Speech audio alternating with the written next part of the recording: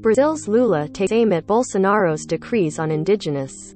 Former Brazilian President Luiz Inácio Lula da Silva says that if he wins the October presidential election, he will revoke decisions by incumbent Jair Bolsonaro affecting indigenous peoples, including promoting mining on their lands.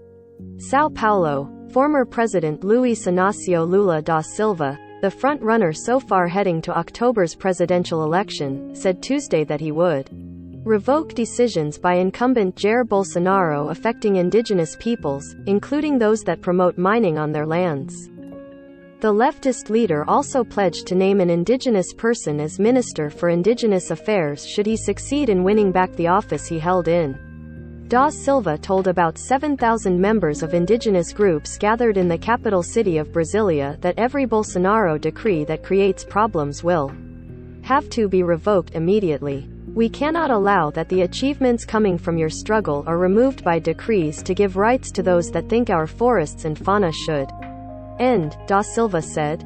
I want to tell you, if we return to the government, nobody in this country will do anything on indigenous land without your consent.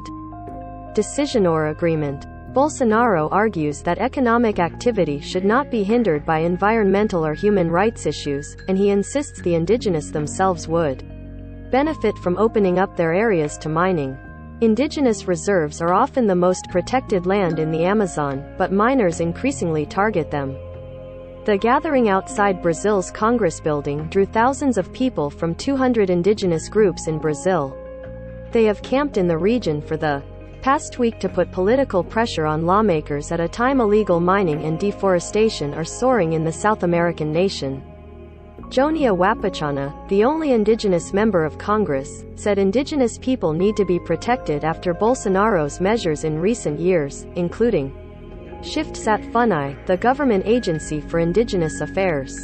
Our rights are being stepped upon, Wapichana said. Da Silva's presidential bid is expected to officially begin May 7, when leaders of his Workers' Party are scheduled to approve his candidacy.